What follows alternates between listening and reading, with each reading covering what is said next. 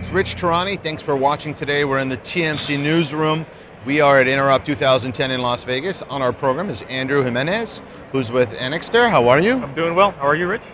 I'm doing well. I can't complain. Okay, great. So you want to give us an update on what your company's been up to lately? Yeah, for those of you that are not familiar with Anixter, we're a global infrastructure company. So we're largely specializing in physical infrastructure solutions, largely cabling. So optical cabling, copper cabling, the physical infrastructure that you would need for your IT organization. So we're looking at power and cooling solutions, accessories, those types of products. We also have a pretty large physical security offering, and that's really the focus of the show for us this year, is that we want to showcase physical security for IT and data center applications. So that's really the direction that we want to take. So can you go into that a little bit more? What sorts of specific solutions? Well, they're largely more IP based. Looking around Interop, there's a stunning array of technology here. Sure. If you looked at over the last 5 years, virtualization, cloud computing, all of these technologies were really in their infancy back, just 5 years ago. If you look at the physical security market, it was largely antiquated in the sense that they had largely analog-based technologies. So coaxial cable, serial communications, very closed-loop proprietary type systems. And we're starting to see the innovation that we're seeing in IT starting to leak over to the physical security space. So we're seeing more and more companies and organizations offering more IP-centric solutions. And the advantage of IP is the ability to tie multiple systems together. So really the focus of what we want to try and show is physical security, the ability to secure your assets within the data center, is really accommodated by these IP-based systems. And really that's the focus of what we want to show this week at Interop, is really that migration path towards IP-based solutions in the physical security space. Now, do you have actual products out right now that you're showing? What sorts of things are you showing? Well, the main one we're showing is a cabinet locking solution. We partnered with a company called TZ. They're an Australian-based company. They make smart fasteners. And really the goal of the product is really, again, to secure a data center cabinet. And we feel we've got a really good solution to help us do that. So that's really the solution that we're showing, is an electronic locking system for data center cabinets and data center applications. So what makes it really different from other locking solutions that are out there is that it works over structured cabling. So if you've got cabling already embedded within your application, you just simply install this solution in that environment, and it will run in a more plug-and-play fashion. So if you look at your product line, what are some of the areas of fastest growth lately?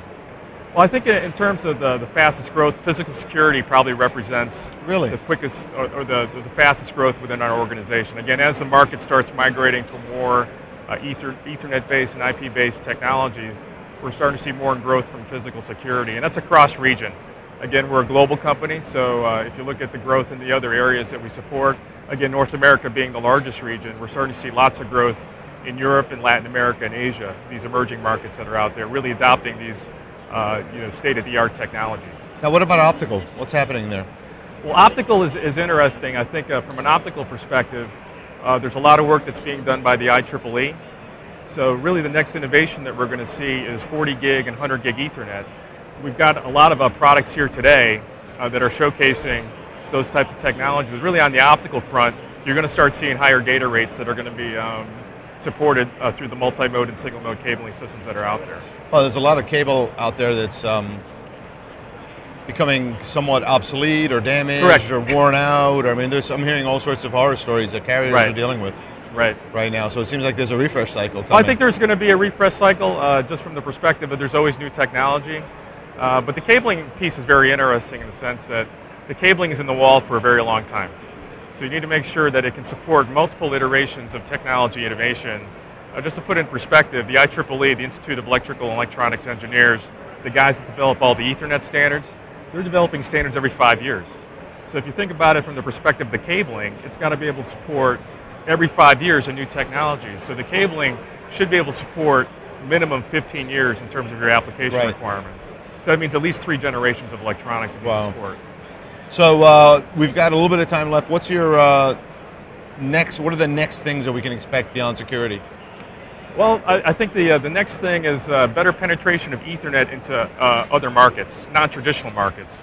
The one we're looking at right now is industrial automation. So factory floor Ethernet. So you're starting to see more and more IP technologies being developed for that space. And the other one is the smart grid, the utilities. So they're really starting to develop the ability to do smart metering and the ability to connect all of your endpoints within the public utility.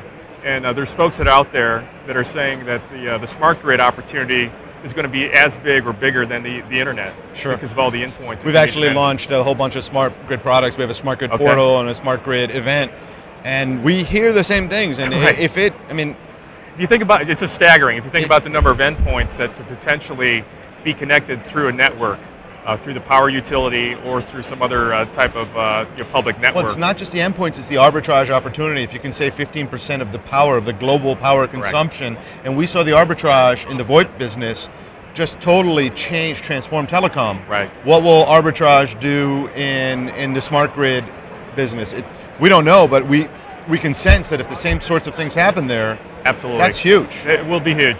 So I think that's the opportunities that we're looking at, and again, being a physical infrastructure company, we want to leverage our core expertise on cabling into those new markets. So we're really excited about the future. I can see that. Well, good luck, and thank you. Thanks for being on the program. Thanks for having me, Rich. Great to meet you. Nice to meet you. Thank you.